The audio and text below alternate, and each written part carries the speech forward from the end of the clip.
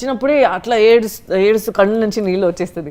So breaking news everyone, তুফান মুভির উড়াদুরা গান দিয়ে ইতিহাসের বুকে প্রথমবারের মতো নাম লিখাতে যাচ্ছেন আমাদের বাংলাদেশ থেকে আমাদের সুপারস্টার শাকিব খান। শাকিব খান কি পারবেন তার এই জনপ্রিয়তা ধরে রাখতে, এবং শাকিব খানের পরবর্তী মুভির নায়িকা কে হবেন সেটাও জানাবো। সব কিছু নিয়ে আলোচনা করব বিস্তারিত, আমাদের সাথেই থাকুন এবং like comment share and subscribe করে দিবেন। এবার জনপ্রিয় একজন নায়িকা, তেলেগু বা তামিল জনপ্রিয় নায়িকা সাই পল্লবী আমাদের সুপারস্টার শাকিব খানকে নিয়ে কিন্তু মুখ খুললেন।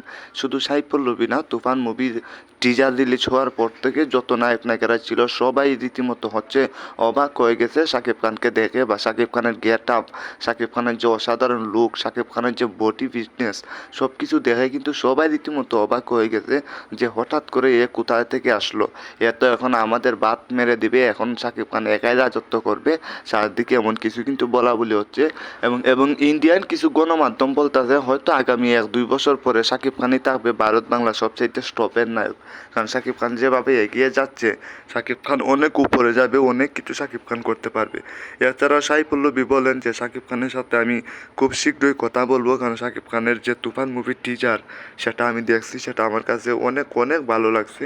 আমি চেষ্টা করবো শাকিব খানের সাথে একটা মুভি করার, কারণ শাকিব খানকে অনেক অনেক সুন্দর একটা নায়ক, অনেক ভালো একটা নায়ক অনেকেই বলতেছে আর কি চারদিকে। যেহেতু শাকিব খান এখন আর বাংলাদেশি নায়িকা নিয়ে কাজ করে না, সব বাইরের নায়িকা নিয়ে কাজ করে, সেটা আপনারা জানেন।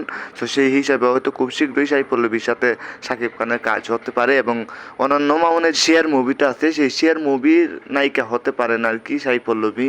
এটা হচ্ছে কানাঘোষা শোনা যাচ্ছে, তবে এটা এখনও ক্লিয়ার না, বা এখনও হচ্ছে প্রমাণিত না যে আসলে কি হবে। যদি হয় তাহলে তো ভালোই হবে, শাকিব খানের হেডাম আরও অনেকটা উপরে উঠে যাবে।